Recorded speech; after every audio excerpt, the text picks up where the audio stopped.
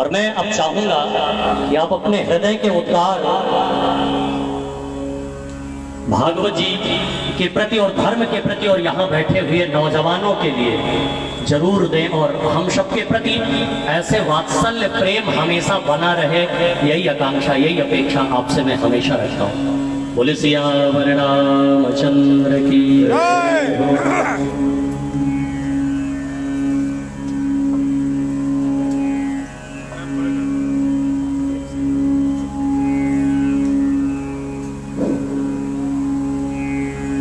आज तिलानापुर में भैया को बोलते हैं संगीत व्यासपीठ पर विराजमान परम आदरणीय देवव्रत जी महाराज, हमारे सभी श्रद्धेय वरिष्ठ जन, सभी माताएं, महाराज जी के साथ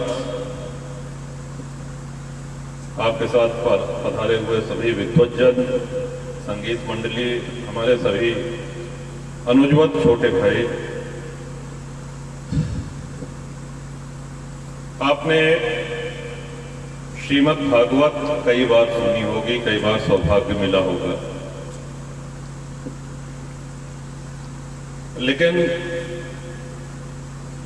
आदरणीय आचार्य जी ने जो धर्म के विषय में चिंता जताई, इस ओर आपका ध्यान आकर्षित करना चाहूंगा।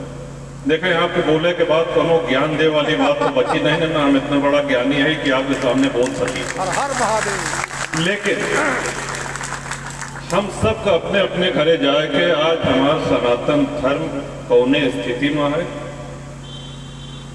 और आवे वाले 20 वर्ष 15-20 वर्ष बाद हम लोग कौने स्थिति में रह, यह चीज के चिंतन, एक मंथन हमका अवश्य करेगा। हमको आजादी कब मिली सभी लोग जानते हैं, 15 अगस्त 26 जनवरी को गणतंत्र हुआ। विश्व का सबसे बड़ा लोकतंत्र है। बड़ा अच्छा महाराज जी ने कहा कि भाई ये देश ही नहीं है, ये हमारी माता, क्यों ही नहीं कहा कि हम जापान माता जा रहे हैं, अमेरिका माता जा रहे हैं, कहां से आ रहे हैं, हम इंग्लैंड माता से आ रहे हैं। मां की श्रेणी में अपने राष्ट्र को रखा है, और विश्व का सबसे बड़ा लोकतंत्र है, परमाणु शक्ति संपन्न राष्ट्र है। विश्व के बहुत गिने चुने राष्ट्र परमाणु शक्ति संपन्न राष्ट्र हैं। चीन के बाद सबसे बड़ी सेना है,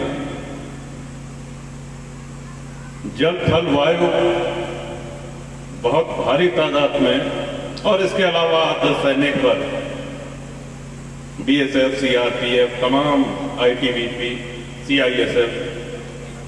आप कल्पना करिए, हम किसी दूसरे देश से नहीं हारे।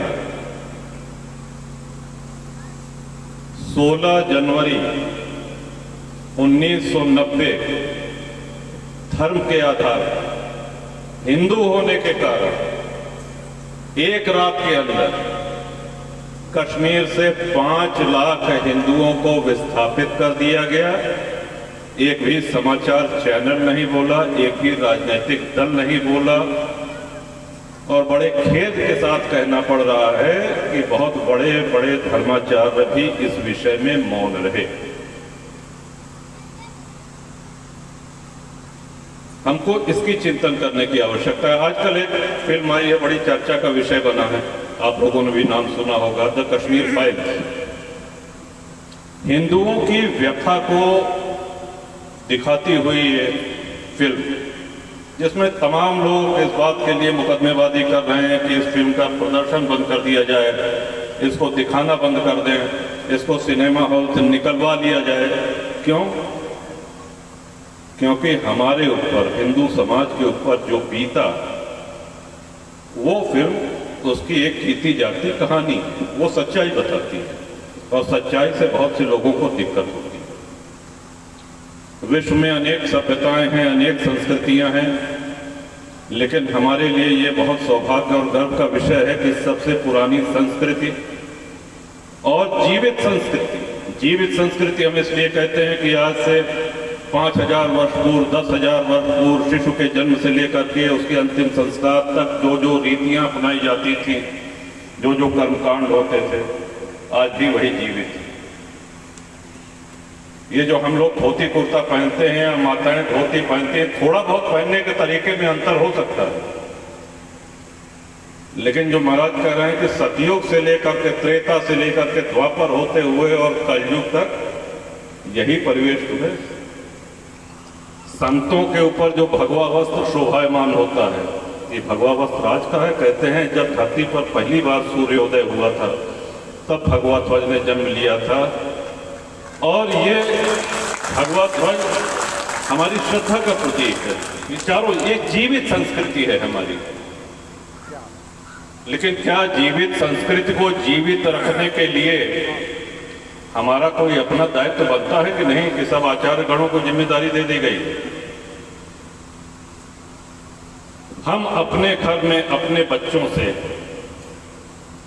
कितनी धर्म चर्चा करते हैं? आने वाले दिनों में जो संकट का सामना हम सभी को करना पड़ेगा, उसके लिए हम कितना तैयार हैं? हम बहुत अच्छे शिक्षित हैं, ईश्वर की कृपा से घर में सब नौकरी कर रहे हैं, खाते पीते घर के हैं, ईश्वर ने किसी चीज की कमी नहीं रखी, अच्छी बात है। लेकिन हम अपने धर्म, अपने संस्कृति के प्रति कितने निष्ठावान हैं? और हम क्या, आज संचार के माध्यम आप देखें कितने बढ़ गए हैं।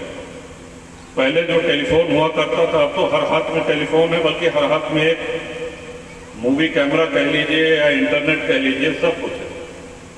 पहले आपको किसी विषय को पता लगाने के लिए लाइब्रेरी से किताब लेनी पड़ती थी या ढूंढना पड़ता था। आज तो आप गूगल पे जाइए और तुरंत आपकी शंका का समाधान या आप जो जानकारी चाह रहे हैं वो जानकारी आपको उपलब्ध हो जाएगी। इस जानकारी में आप किस दिशा की ओर अपने दिमाग को मोड़ रहे हैं, खास तौर से हम अपने अनुजों से कहना चाहेंगे। ठीक है, मनोरंजन का एक थोड़ा सा समय रखिए, लेकिन ये भी याद रखिए कि विश्व में जितनी सभ्यताएं, संस्कृति हैं, सबसे अधिक सामूहिक नरसंहार ये हिंदुओं का हुआ। सबसे अधिक विस्थापन ये हिंदुओं का हुआ। आदि शंकराचार्य ने जब 4 पीठों की स्थापना करी, इतने परम तपस्वी, त्रिकालदर्शी, जैसे उनको ये भान रहा हो कि भविष्य का भारत इतना ही बचेगा हमारा। आप देखें आज चारों श्रद्धेय शंकराचार्यों की पीठ है, वो देश के 4 कोनों में। अब इसको और न सिकुड़ने दीजिए, बस यही विनती है। इसलिए कि भारत तभी तक धर्मनिरपेक्ष राष्ट्र है जब तक हिंदू बाहुल। हो सकता है कुछ लोग इसको कहने से कतराते हों, हो सकता है कुछ लोग इसको न कहते हों, लेकिन सच्चाई यही है। जो तथाकथित धर्मनिरपेक्षता है वो इसी कारण है क्योंकि बाहुल्य हिंदू है। और इतिहास इसलिए हम सबको पढ़ना चाहिए कि हम उससे सबक लें। जो हमारे पुरखों के ऊपर बीता वो हमारी अगली पीढ़ी न झेले, इसके लिए हम सब लोगों को अपनी तैयारी, अपनी पूरे मनोयोग से उसके लिए तैयार होना पड़ेगा। खेलते रहता था, नहीं लगता है आपको कि जैसे शिक्षा बढ़ी, विज्ञान आया, वैसे वैसे हमारी बुद्धि भी संकुचित होती गई, भाई भाई के साथ नहीं रह सक रहा है, घर में अगर 2 बहुएं हैं तो उनको बंटवारा चाहिए, ये विडंबना है। और मनोरंजन के साधन आए, पहले क्या थे, आज किसी को मोबाइल से फुर्सत नहीं है। आप जो माताएं बैठी हैं स्वयं सोचें कि जितना धर्म के त्योहारों के विषय में और तीज त्योहारों के विषय में जितनी आपको जानकारी है, क्या अगली पीढ़ी को उतनी जानकारी है? और नहीं है तो इसके दोषी कौन है? दोषी हम सिखा क्या रहे हैं अपने बच्चों को? ठीक है, जीविकोपार्जन के लिए जैसा कि आचार्य जी ने कहा, आज के समय में अंग्रेजी जानना अच्छी बात है, और कहीं न कहीं वो आपकी नौकरी में, आपके भविष्य के लिए वो सहायक भी बनेगी, अंग्रेजी का ज्ञान। लेकिन हमारे दिमाग में ये भ्रम हो जाए कि साहब अंग्रेजी हिंदी से बेहतर है, या हमको विकसित दिखने के लिए हिंदी छोड़ के हम अंग्रेजी बोलना शुरू कर दें। इस हीन भावना से हमको ऊपर आना पड़ेगा। जो भी हमारा स्वदेशी है, जो भी सनातनी है, वही श्रेष्ठ है। इस दृढ़ भावना के साथ हम सभी लोगों को आगे होना पड़ेगा। और जहां तक प्रभु की बात है, आप देखें भगवान श्री राम राजपाट छोड़ दें, संपत्ति छोड़ दें, वनवास चला गए, आभूषण उतार दें, बलकर वस्त्र धारण कर लें, लेकिन धनुष बाण छोड़े का, धनुष बाण का है बोले। अरे भगवान श्री राम की बात जाने दीजिए, हनुमान जी महाराज का लहराते हैं बताओ, और वही गदा से कई जने का सुधार है। अगर गदा न हो तो हमारा आशय आप समझ रहे होंगे। शास्त्र के साथ शस्त्र, दुरुपयोग नहीं, आत्मरक्षा के लिए, अपनी संस्कृति, अपनी सभ्यता की रक्षा के लिए।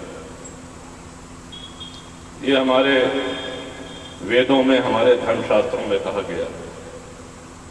और ईश्वर ने जो निराकार हैं वो निराकार होकर के उन्होंने इसका उदाहरण प्रस्तुत किया है। त्रिकुटी विलास सृष्टि लय हुई, जितनी देर में हम लोग पलके झपकते हैं उतनी देर में सृष्टियों का प्रलय और निर्माण करने में सक्षम प्रभु, उनको अवतार लेना क्यों पड़ा? भक्तों के हित में।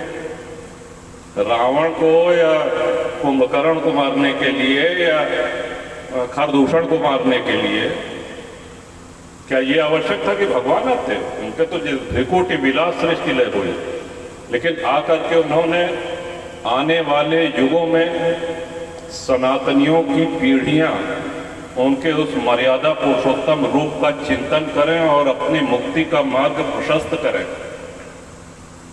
इसलिए उन्होंने आकर के अवतार लिया।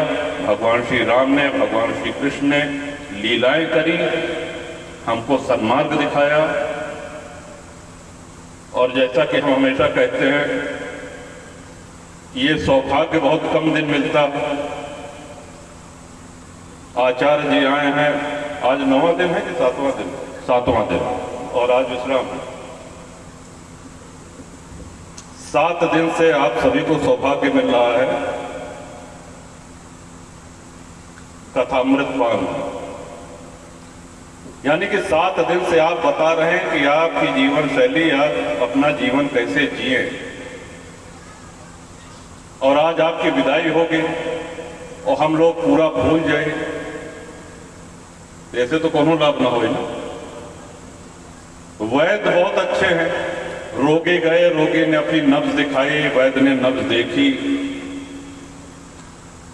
पित्त, वात, कफ, ये सब देखने के बाद उन्होंने जब औषधि दी तो वो औषधि का पान करने पे ही तो लाभ होगा।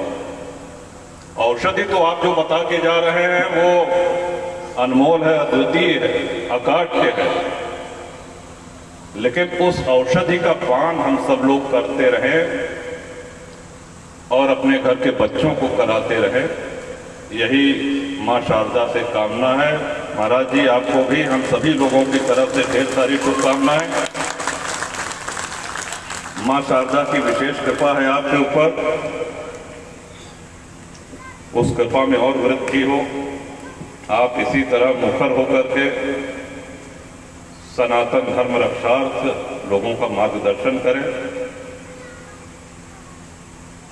और अपनी कथाओं के माध्यम से सबके जीवन को सफल बनाते चले। हम सभी लोगों की ओर से यही शुभकामना है। एक बात पुनः आए हुए हमारे सभी सम्मानित वरिष्ठ जन, माता जी, आप सब लोगों को हमारा प्रणाम। अगर कहीं बोलने में कोई त्रुटि रह गई हो तो उसके लिए भी क्षमा प्रार्थी हैं। इन्हीं शब्दों के साथ बहुत बहुत धन्यवाद, सादर प्रणाम।